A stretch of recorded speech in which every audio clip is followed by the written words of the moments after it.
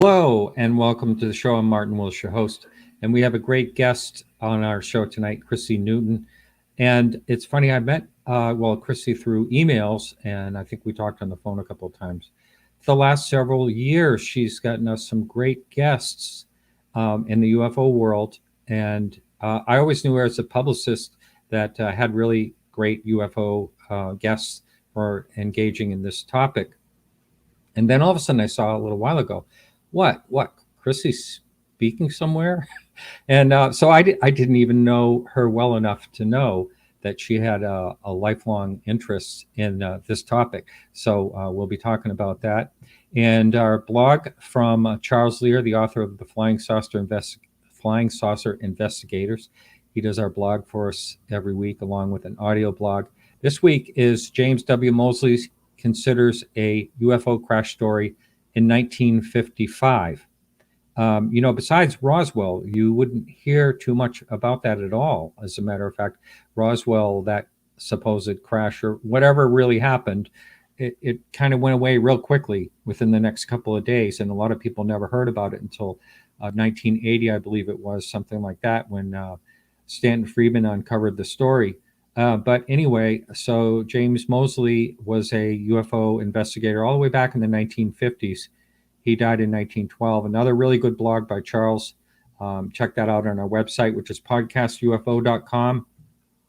If you'd like to support the show, anyone can for just a couple of dollars or more per month on Patreon. That link is right on our website, podcastufo.com. And if you support the show already, thank you very much.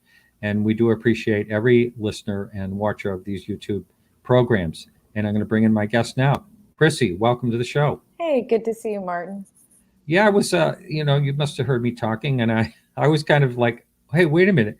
She's out there talking about UFOs? Hold on. She's the one who was getting me all these guests. So anyway, so let's hear the story. You had an interest for a long time in this topic. Yeah, since I've been a little girl. My dad had a major UFO sighting with a group of people.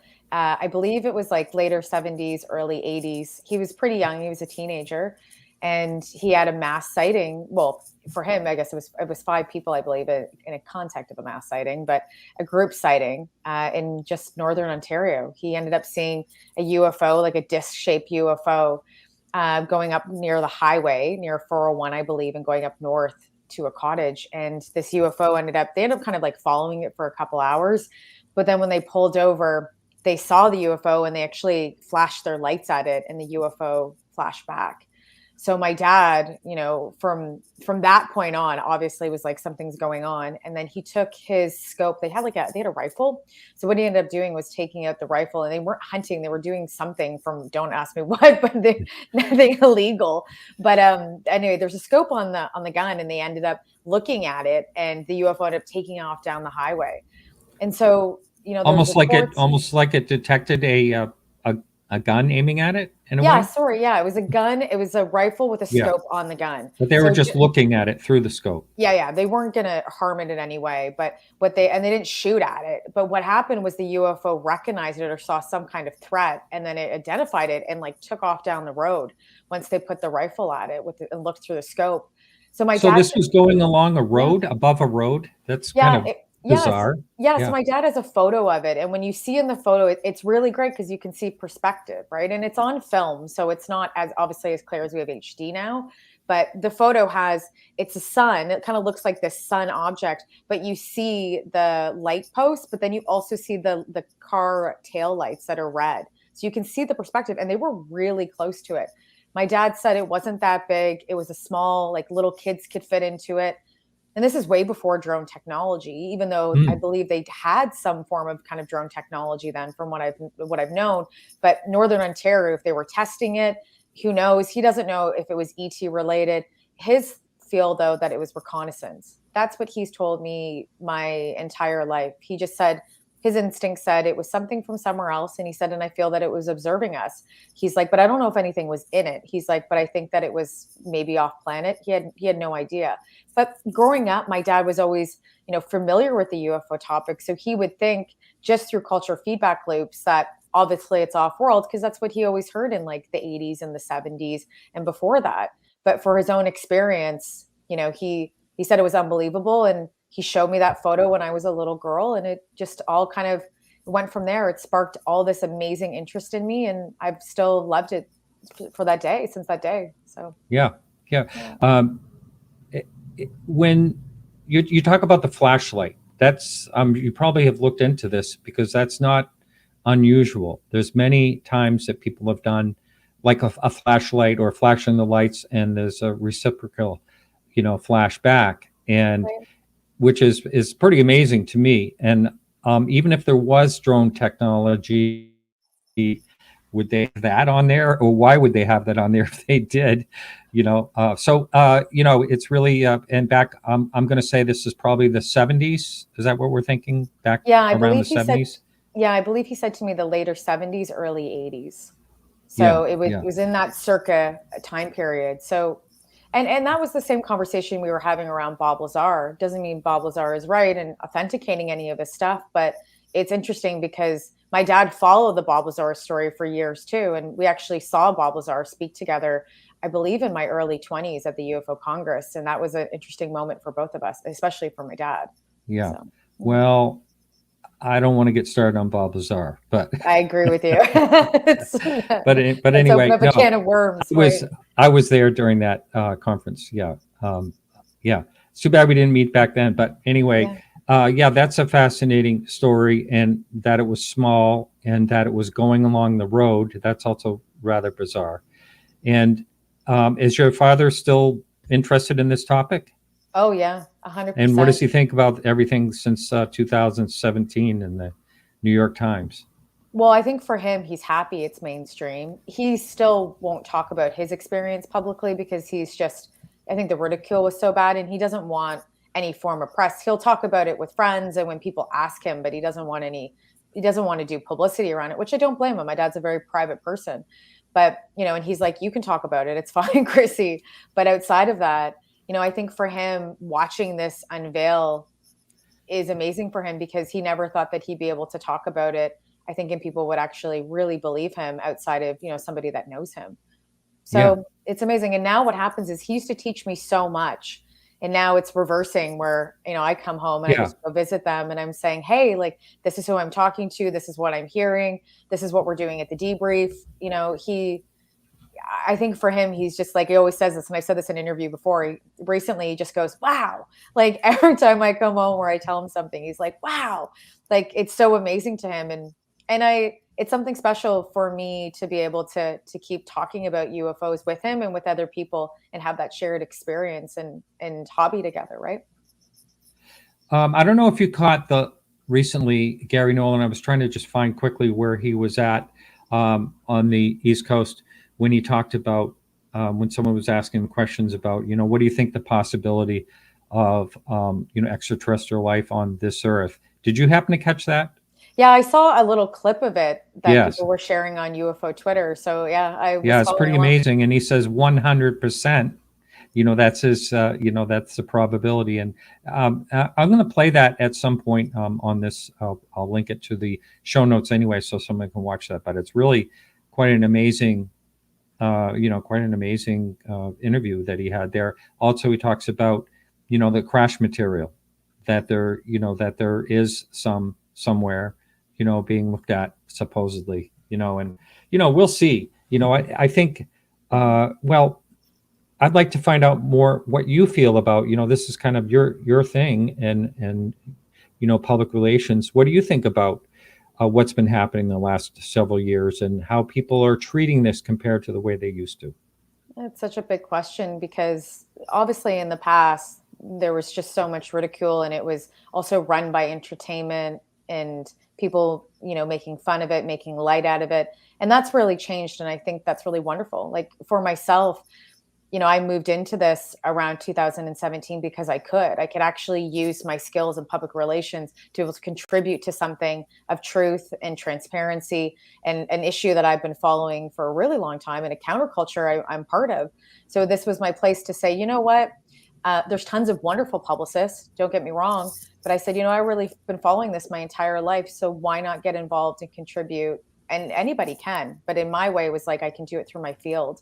And by 2017, that happened. The ridicule was obviously not as bad. And I wasn't scared about getting blacklisted after that, because my real initial fear was that before 2017, I wasn't able to work on this or talk about it with media because people would laugh at me and I would never be able to work with any other media after that. So now it's changed immensely. And where we are now with media is unbelievable. Like, whoever thought we'd be here? And I've been doing a deep dive because my presentation and my lecture at Contact of the Desert is about media, and it's also about government. But I look at media from a perspective of a public relations professional, and I look at it and how media has captured the way that we identify UFOs, the way that we use our lexicon. And a lot of us know this if we obviously followed Kenneth Arnold's first sighting that blew up in Life magazine, that started from a local outlet, which is our champion press, which is amazing, is these local media outlets that have really championed the UFO topic for years, not always the mainstream. So looking at that, and then looking at like pulp magazines and how we identify the actual look of UFOs and flying saucers. The look and the concept of flying saucer did not come from Kenneth Arnold. The saying actually came from media, but the way that it looks actually comes from pulp magazines.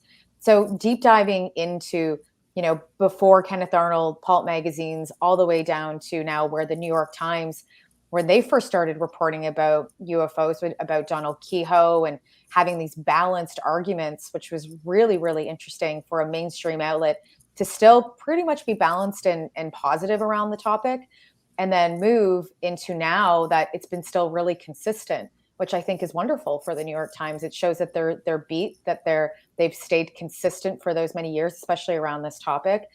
And then where we're going to move forward with them, it's really exciting. And it's been nice to be able to have that, to look at media from a different perspective, not just media clips, but media as an entire identity and body, talking about this in publications, and how they're pushing this through and how we identify it as people. Let me ask you, this is an opinion, I'm asking for your opinion. Sure. What do you think that if this whole movement with the government and looking into this topic, pretty seriously, and do you think that eventually we'll be able to know their findings? That we'll know their findings? Yeah. Well, we've seen if past becomes the future, then right now the past would tell us that we won't, right? Yes. Because we've seen that they won't, and we've seen multiple press conferences that they've done over the years with pilots and you name it, from years on, and still coming, obviously. But I would say that I'm hopeful that it will change because of social media. And it's funny we're talking about this today, because I was literally thinking about this morning when I got up, taking a shower, sometimes the most interesting thoughts. And it's because of social media. I feel that this might change, and we have the ability to change it because the average person now is able to say something. It's not controlled by just immediate entities. It's not controlled by broadcasters. It's not controlled by the government. The way that the government does their messaging is controlled, but the people now have a say to push for transparency. So I think we might have a different outcome compared to what we had in the future if we still keep going the way we are, and people asking for more truth and asking questions and being able to almost interact with people like Sean Kirkpatrick, which I think is really interesting. The government is looking at UFO Twitter, is watching podcasts. We know that the media is watching it. So out of a counterculture, it's really unbelievable how much, not control, but sway, I think the UFO community actually has on publications and in government perspectives. It's not, and we don't see that in many kind of countercultures, to be honest. Well, one of the, I guess I don't know if I want to call it a fear but one of the thoughts I have that could or may not happen is that they will use the blanket of national security to withhold things. In other words, how easy would it be for them to come out and say, yes, we have proof that we're being visited from extraterrestrial, a star somewhere in our, galaxy or something like that. How would they actually be able to breach that and feel comfortable about it? Or would they just tuck it into, well, that's going to upset the apple cart, so therefore it'll affect national security. So we're not going to talk about it. You know, I mean, that's kind of my thoughts. Mhm. I don't know. You know, maybe I'm totally wrong. I mean, I think the world has been getting ready to hear, this. I do believe that it would be much easier than it would have been, 20 years ago, even 5 years ago, really. For sure. I think that when you're packaging something to the masses, you have to be mindful that the cultural impact is still there. And I know a lot of Mm. people are saying we're ready, but I don't think we are. I say that because it's not that the average person, for us, we've gone or going people are going through a paradigm shift, or we're in one right now, or we've gone through our entire lives, or we've thought UFOs are real our entire life, right? Like myself, for my dad. So my paradigm shift's been interesting, and not as drastic, I would say, as people that are, who've never ever entered this topic. So that's mindful. And then looking at all the repercussions from talking about that, foreign adversary conversations, as I can, again, we looked at the Cold War. Is that going to be used against us? It very similar of what's happening now, I think. So I think if the government's going to package something like that, I am not opposed, and not everyone's going to like this. I'm not opposed to a slow drip, and it doesn't mean I'm going to stay away from the extraterrestrial conversation and just specifically talk about UFOs, because I think that that drip is there for a reason, where science hopefully can catch up, and we can then talk about this in the most academic level and have evidence to back up and support it more than we have now, even though we have a fair amount and tons of testimonies. And if we're looking at crash retrievals, we're looking at Gary Nolan parts of the brain, right, that are Right. Yeah. right, exactly. Like we're seeing things that are within us that might be associated with this. So we're getting to that point, and hopefully, I think what Sean Kirkpatrick might be doing, and this is not my expertise, but my opinion, is waiting for the science to catch up. Because it doesn't mean that he doesn't actually follow this and think what's happening, and all these other testimonies are what are going on, and he might not believe them or believe them. We do not know. But Yeah. I think what will happen is he wants to be able to show that science, to have it rooted in science, so that people take it more seriously. And I agree with that. I really do. Even though, as much Yeah. as I love the topic, I love the science part of it. And I think it's important, because that's how you can attach yourself to the average person and explain to them maybe what's going on, and their paradigm shift isn't going to be so difficult or Yeah. controversial for them. So I think that's where you go. And then people can agree on science most of the time, Yeah. right? And that's a good Yeah. place to start. No, I 100% agree with everything you just said. That's really where, the facts, you got to follow the facts. And, so far we don't have that solid science yet. I mean, we Mhm. have so many things that it's so close, with the experiences people have had, and whatever type of trace evidence there is out there. I mean, and we're talking, all the data, radar data, whatever, and visual and pictures and video and all that. But we just don't have, like when I interviewed Seth Shostak, we don't have that crashed UFO in the Smithsonian wing yet. So Maybe one day. yeah, because that's what I asked. I asked Seth Shostak from SETI. I said, "What would it Yeah. take for you to believe that we're being visited from extraterrestrials? I'm not saying we are, but what would it take for you?" And he said that, yeah, a crashed UFO in the Smithsonian, in a wing in the Smithsonian. That's what he Yes. said. Oh, yeah. Yeah, I agree with you. It's gonna take some time, and I think we'll get to that place. I think it's not gonna be anytime soon, but we're getting there. And again, I think this topic will never go away. It hasn't gone away for like more than 75 years. It's for sure not going anyway anytime soon. So I think we're at the beginning of some catalyst moments that are gonna shift science and entertainment too in the next 5 to 10 years, because entertainment can't even keep doing what it's doing. It's Nobody wants to watch it. And we're seeing everybody's going to content like this, because that's where they're getting the information, that's where they're getting the news, and that's where they're feeling informed. So I think science and entertainment will start to pick up, and that's going to be really exciting. yeah. Now you're youngish. Okay, I'll Yeah. say you're Yeah. youngish. Yeah. And do you think I'm there's 39. Yeah. Yeah. young people that are interested in this topic? Do you think? What do you see at these, like for instance, Contact in the Desert, as far as the mixture? I was going to the UFO Congress, when I've been there, and I've thought, well, there's a lot of people my age, I'm older, and there's not too many young people. But do you think there's, and I see so many young people at like the Comic Cons, things like that, and they show up at places like that. And do you think that young people or more of them are getting involved? How does that look to you? Yeah, it's a great question because I've never been to Contact in the Desert. This will be my first time too. So I'm not sure exactly of their Mhm. audience, but I can speak to UFO Congress. When I started going in around like 25, between 20 and 25 with my dad, I was legitly like the youngest person there. And I Mm. remember thinking that. And let's be honest, like it's in Arizona. You have tons of people that are snowbirding and want to go to the conference when it was in Yeah. February. That's when we would go. So you're going to get Yeah. a larger demographic of that. So you Mhm. have that as to keep in mind. But just in general, yeah, I was one of the youngest people there, and also one of the only females, which I found was interesting.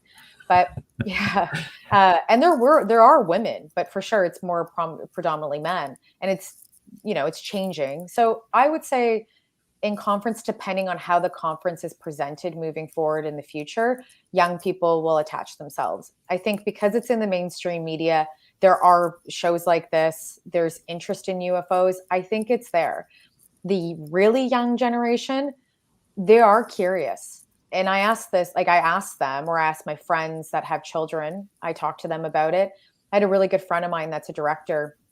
He called me and he's like, my son is doing, I forget what type of project, if it was an essay or something to that extent. And they had said it was on UFOs. And he said, can you talk to him so he can quote you in his project? And I said, yeah, Ah, 100%. Let's cool. talk. Wow. So Yeah. I think we were on a speaker in his car, and his son was about 10 years old, I believe, between 10 and 12, and had these wonderful questions about science in UFOs. And I said to him, I'm not a science, I'm PR side, and I do more journalistic stuff, but I can speak to the landscape. So we chatted about it, and his interest and his questions were really great, and that it made me really hopeful. And I was also really amazingly surprised with my friend because I'm like, you're a very open-minded father. Thank you for Mhm. even going to like sources to fact check stuff, to teach him how to do that and be able to ask really great questions. So when I see stuff like that, it makes me very hopeful. I look at like Christina Gomez, for example. Yes. She's like She's young. 20, Yep. 22, I think, super Yeah. She's young. doing a great job. Yeah, Yeah. and she's doing her best and she's learning and navigating. So I think it's there. And I hope because she's such a bright young woman, like she really is. And I hope that she keeps doing what she's doing and bringing other women into that are around her age and men.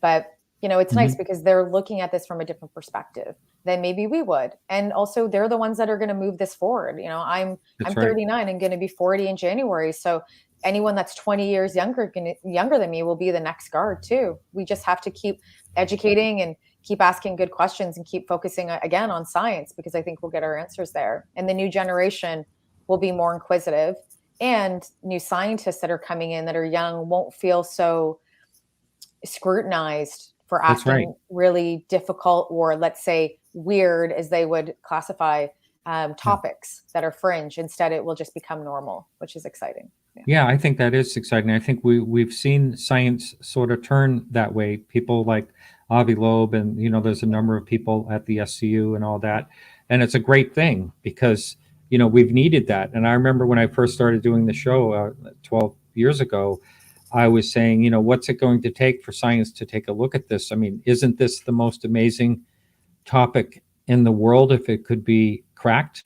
I mean, really, where are these things coming from? I don't care if they're extraterrestrial or if they're coming from the center of the earth, wherever they're coming from. It's just an amazing thing It um, is. because it's an unexplainable. And I just think it would be very interesting, the most interesting thing that we can learn. But most people, we have to live, we have to survive. We look at our phones all day. We don't look up in the sky too often. You know what I mean? So there's a lot of people that this is not even on their agenda in any type of way. And if they heard about, there are some people too, also that if you told them, oh yeah, there was a landing on the White House lawn. I'm just saying that because everyone always says it. Right. And and they would say, "Oh yeah, okay, what's for breakfast?" And I think I have a sister like that. Now, My sister's like that. I brought my sister here. She helped me out when I had surgery last year. And so I sat her down. I said, okay, we're going to watch the Ariel incident, the Ariel school incident. We're going to watch all this stuff. And I'd show her one thing after another, one thing after another. And she goes, well, what's for dinner? She had So absolutely no interest. It didn't do anything. Now, my brother-in-law, PhD in chemistry, Los Alamos labs for 30 years or whatever it was. And I said wow. to him, I said, his name is Wilbur. And I said, hey, Wilbur, what do you think about the possibility of extraterrestrials visiting us here on Earth? And he said, well, I think it's very possible. And here's he's just a purebred scientist. And for him to say that, and then my sister, who's married to him, is like, it's true. My family, my sister doesn't really care for this topic, hasn't for years. Would say stuff, like everyone knows of Paul Hellyer in Canada, the former Minister of Defense, right? That passed away years ago, unfortunately, and such an amazing man. And I know people have their own thoughts. I've met Paul. I went to his book signings. I've sat with him in his house and talked about UFOs. Like he was a great man. He was a gentle giant, and he meant so well. And everyone called him a kook too. And I remember my sister the one time said the same thing at a dinner table. And I was like, well, everyone just says he's a kook. And I'm like, but that's what everybody says around this. And this is before 2017, right? So I think that's consistent, and we hear it all the time. It's getting better, but I agree. Some people just don't care. Or they say, well, how does it affect me? And I say, well, if the government comes forward and says, could be multiple things, doesn't mean it's true, but possible theories, right? They're walking among us, they are extraterrestrial, they're interdimensional, so many, they're time travelers, there's so many. I just won't go to work anymore. Like I'd be like, I quit. Like to me, I laugh because I'm like, why am I working? Like, why wouldn't I? And to be honest, I should probably just live my life the way I try to live my life, the way that, if that was the case, that I would still just keep doing podcasting and all the stuff that I'm doing around UFOs.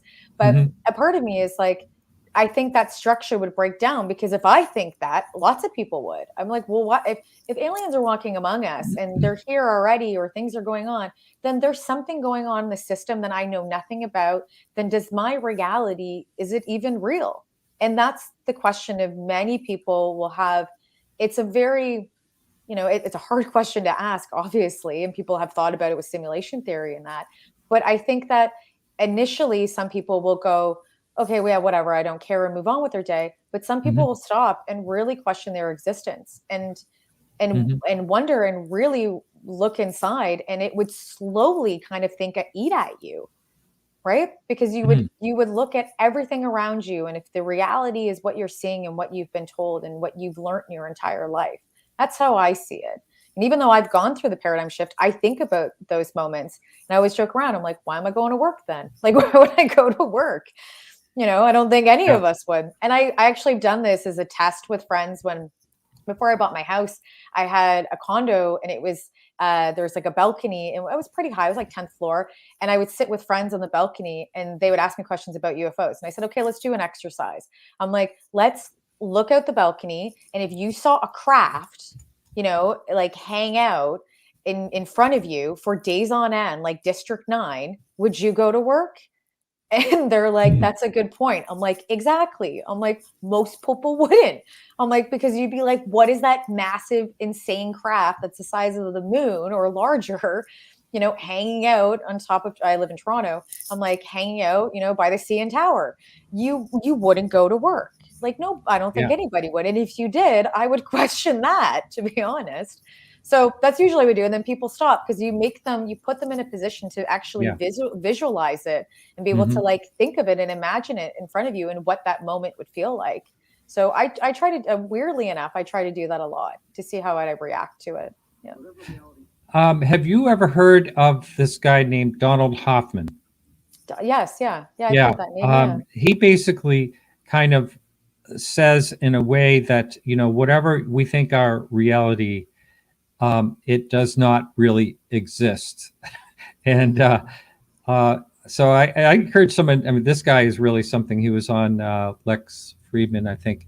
But Donald Hoffman's Reality is an Illusion, and How Evolution Hid the Truth. on Lex Friedman. I said, if you're interested in any of this topic and you're watching this, I strongly suggest you listen to this guy. It's really fascinating, really fascinating. It really makes you rethink everything after you listen to that. Here's a question that came in the chat here. Do you think, this is from Dr. Richard, do you think that the ETs might design their presentations, quote unquote, to get our media to produce content that furthers their own goals in some way? Interesting question. Very interesting. Hi, Dr. Richard. I would say right now, we obviously don't have any evidence that they're influencing anything that we're doing. Do I think in the future? I think the only way that you'd ever have an influence is when you have, contact that is national and everybody's talked about, and there's a press release and you have some form of, we use the word disclosure that, some ET presence is there. So no, I don't think they're personally interfering with it now. But you never know in the future if we actually did have contact. But that's why we're looking at legislation. Like I did an interview with Danny Sheehan 2 weeks ago, or sorry, last week, my fault, that aired. And we talked about legislation and I had him break down the legislation with me. And that reason why, and again, I bring back to social media, and the reason why people are so wonderful to champion this topic is that, so when we look at exopolitics or anything in legislation, we're moving legislation forward for moments like that of any form of contact and what that's going to look like. So we have to make sure, as people in North America, I say this, I am Canadian, but I play in both fields, that even in the Canadian side, we have a UFO office now, that we have to look at that legislation is actually in the right space for the right people and for when that happens. And it doesn't mean that everybody knows, but it has to be collective. And I feel that as a community and a counterculture, we're generally pretty good at self-governing and asking for truth and looking to make things properly accurate as possible. So I think we're going to go through those moments, and it's going to take years, but we will get to a form of legislation at some point that probably has something to do with that at some point when we get into more exopolitics. But we're watching like literally the beginning of all of this, which I think is really cool and very important that all of us know what is going on so that we can have some form of influence or say, or just be updated on what policies are putting forward, because people's children and everyone else is going to have to live with this for years to come. Right. I've been trying to get, as you know, because I've talked to you about this, I've been trying to get Danny Sheehan on my show for a while now. Hopefully he will be at some point. But yeah, he's quite an amazing guy. And he's very well educated too, right? Isn't he? Like, Harvard or something? I can't remember. But Danny has an outside of UFO related the topics, he has championed civil rights, and I have so much respect for him. He's championed the indigenous communities and has done stuff with boarding schools to stop that. Like it's pretty unbelievable what he's done. So outside of that, I think he means really well. And he's really looked at the legislation, and he's working with whistleblowers currently too, that have testified to Sean Kirkpatrick. So he will probably have a lot more to say in the months to come. Oh yeah. And I couldn't, a lot of people, you talk about Sean Kirkpatrick, his name's come up a few times, when I was kind of disappointed in Sean, the last I was watching the hearing. But, I also have respect for him too. But there was a rumor going around. I wondered if you had heard this, that he himself had a UFO sighting. Did you hear anything about that? No, I've never heard that. No. Well, if he did, he's probably not going to let anyone know. No. But and that might be just a plain rumor. But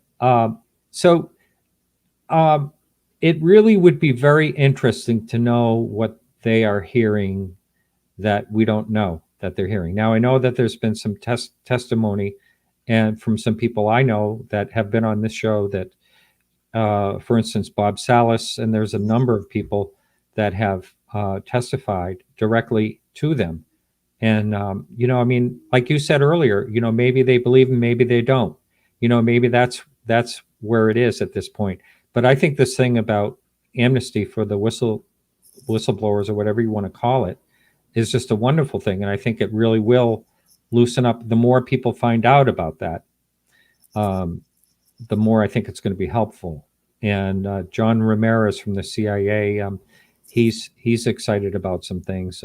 According to him, things are moving along, but I don't know for sure. I just had some back and forth with him a little bit.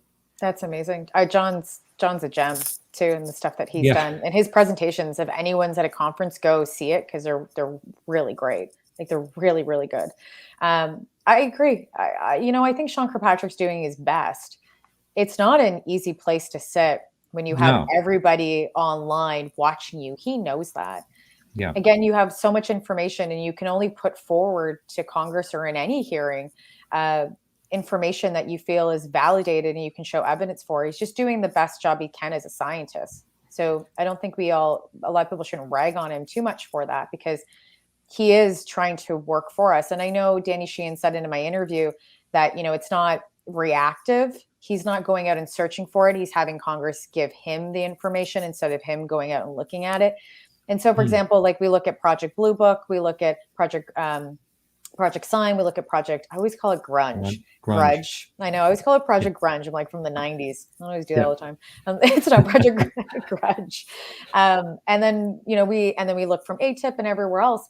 We've seen that people have gone out to find this information too. It's the opposite. And Danny Sheehan was really correct when he said that to me. And I never thought about that until last week, where he's taking a real passive role, which is interesting. He's having people come to him with stories and analyzing, but he's not really out looking for it. There will be one point where there's a public portal, and he speaks about that in the hearing. So I'm curious to see what that's going to look like and what the protections for privacy will be and what information. And we know this in the UAP space, that anything is a public portal I'm more concerned about, because you're getting mass amounts of data that is given for free. And let's be honest, there's more issues related to health concerns with UAPs that could be submitted that could potentially, I don't want to use the word used against us because it's such a conspiratorial thing. But well, I know exactly where you're going. You're right. Right. Yeah. And that's more of my concern. I'm like, who's doing the public portal? Is this a private company that's doing a public portal? Is this a government thing? How is this regulated? Where is the information going? Who's keeping it? Where is it being stored? Is it access for the general public? Like, there's so many questions around that I'm more concerned about personally than I would say, right now, let's talk about aliens, because we're not at that point yet. And I don't think we will be. And I know everybody really wants it and they're championing it, but it has to take some time. This is the first time he's ever spoke live. So we need to give him time to show his efforts and what he's doing. He's writing papers with Avi Loeb. So, everyone's a critic. Everyone's going to somehow be down on him, because people that have been interested in this topic for years are going to say, alien or ET, right? But we need to wait to see, I think, more evidence, and obviously have the science pick up, and then ask questions around what the government's doing, again, with the public portal and everything else. Because to me, I think that is way more important, I think, at this point, because dissemination of information is the way that, through media, or how all the information that they're getting is a way to talk to the masses or be able to persuade the masses. So we have to be mindful of that. When the term is out there, like a lot of people have a sighting and it's so spectacular. And I had the thought too, when I had my sighting, was that it's not of this earth. Basically it's whatever it is, it can't be of this earth, or it's nothing that I could imagine. But that being, it's maybe alien to us, but we can't say that we know where they're from. Whatever it is, we have no idea where it's from. Whether, even though it's alien to us, it may not be extraterrestrial, it may be something else. But what I'm worried about in this public portal, and kind of where I think we're going, maybe not, but the wheat from the chaff. They would just be absolutely flooded with, for anyone that has seen a Chinese lantern, and it would be very, very hard to sort out. Like Peter Davenport, he's like a one-man band. They should put him in charge of fielding that portal, Well, I look at private entities like Enigma Labs, and we don't know much about them. And they've said they've met with Alejandro Rojas is involved in that. And I love Alejandro. Friend. I love Alejandro.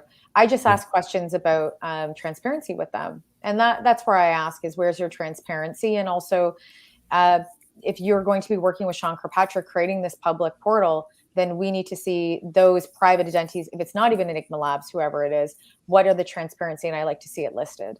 I like to see what you're going to do with it. And if you're working with private companies, are they going to be able to be FOIA? Are we going to request FOIAs from them? Because you can't legally, because of private companies, they're protected that That's way. right.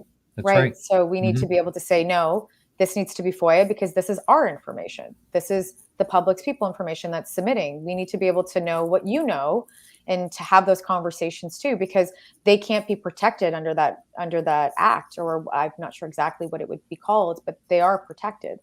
So there's lots of loopholes that you can get around. So I think it needs like a triage or something to get, through some filters before it can get into something important like that, in my opinion. Otherwise, I mean, they're just going to be inundated with all kinds of, I'm not saying kooks, because there could be, a lot of legitimate people, but it's just has to be filtered in. That's the only way I can put it. Well, my thoughts to that would be, now thinking of it, would be corporate identities are not allowed to have any stake in this whatsoever. None in the UAP conversation for data collecting and big data, because they can sell it and make millions to billions off people's personal data. They can breach people's trust. I would say then the private companies are not allowed to do it. I would say educational institutes are where this has to be. Partner with Harvard, partner with Stanford. Pretty good. Yeah, partner with them, because they're the ones that will be able to look at this and be able to create really strong structures. Whoops. I don't know. So I was trying to put another one up, and that one came up by accident. It's okay. I think that's where we need to go with that and leave corporate identities out, because the corruption we've seen through politics and everything else shows us that corporate is not the way to do these things. I would say let's leave it to the academics in education. Here's a question that came in, and abduction, whatever experiencers or whatever you want to call them. That's like, I do get into that here and there on this show. Not a lot, but every once in a while I'll talk about it. And I have mixed feelings about it. Abductions, not all of them, but I guess the mixed feelings I have about abductions is the claims that there's so many of them going on, and there's people are going to get angry at me, but there is some of them have probably do come from sleep paralysis, but not all of them. I think some of them are definitely legitimately something. And I'm being very careful how I say this, because I know I'm going to get a lot of hate mail if I say that all of them are. I don't believe all of them are sleep problems or things like that. I think some of them do have an amazing, quality to them. And also the fact that if we are being visited by whoever we're being visited from, I don't think it would be unusual for them to take a specimen and examine and then, release or whatever. So I think, it is very possible something's happening. But so can we answer this person's question after my long deliberation? It's challenging because I have a lot of empathy for people that have had experiences, because anything that's real and that creates any form of trauma, and you have to find a group of people that you can relate to, because not everyone's experiencing it. That's not easy. Like, we've all dealt with some form of trauma, and finding people to relate to and believe you can be very hard, and it can really play on your mental health. So I feel for any of those people that have gone through it. I also look at some of it is sleep paralysis. I have a friend recently that said to me he had, he woke up in the middle of the night frozen, but he had these like aliens around him, and then he broke out of the sleep paralysis, and then they disappeared. So that legitimately was sleep paralysis for him. And I believe that some lucid dreaming is part of it. So for sure, there's something going on there. But there is a small group, a very, very small group as well, that are having experiences. And are they related to UFOs? Yes. Is there an ET phenomenon potentially related to it? Yes, we don't know. It also could be many other things that we have no idea about or of any perception to That's what's right. actually happening. Yeah. And who knows if it's interdimensional? Like it could be something totally outside of the UFO topic that is just somehow connected. But there's something going on, and I don't know what it is. And I think that we will come to a point where we will hopefully figure it out. And this is why I love Gary Nolan's work for like looking at the center of the brain. And there's an area called the cauda putamen that's he's been able to identify that hereditarily, like people have this in their brain, and so it's enlarged. We all have it, but people that have had multiple different experiences have an overlarged cauda putamen. And so that's really interesting. Are they, and then the question to that is, are they able just to see it and perceive it because of the overlarged cauda putamen, or is it just happening to them because of the large cauda putamen? Like there's so many questions. So I think Gary Nolan's on the right track, and I will forever follow him and try to speak with him about that, because I think the neurology is a huge part of how we experience anything related to UFOs and ETs. Yes. And, you know, one more thing on the abduction part, I have to say that I can only use my empathy like in this way to say that if something like that was happening to me, Yeah. and I really thought I was being abducted by aliens and going on the ship and being examined or whatever, and they could do it anytime they wanted, I don't know how I'd function in life. I don't think I could. I think the whole rest of my life would be just a blur and full of fear. So I do have empathy for those people that are going. I don't know how they would do it if this is what they think is going on And how to them. scary is that? And if nobody Mm, believes you, having something done to you, just not even inside of the UFO topic, for anyone to relate and says, well, I don't believe them. It's like, well, if you had anything done to you that was negative and you went and told somebody and they just said, whatever, mm, you would be traumatized. And you're yeah, like, I'm not believed in any capacity. So take that experience if you've never believed, and then, times it by 100 to something that you can't even explain. So that's how I look yeah. at it. So I listen to people, I let them tell their stories, because for them it's real, and that's just as important as it being real or us unsure of what it is. Yeah. Right. Here's another one from Dr. Richard. If the ETs are compelling the cover up on the pain of some of the awful punishment, then wouldn't the government be right to cover up the phenomenon? I guess that's the question, is health concerns, right?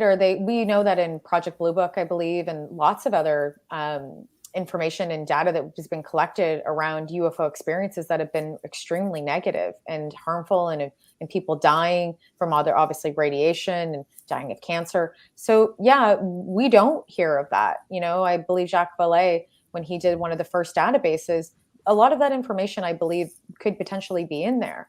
And so that's a concern. And he's mentioned that is a concern for him, is the health concerns, not so much the other information, the health related information.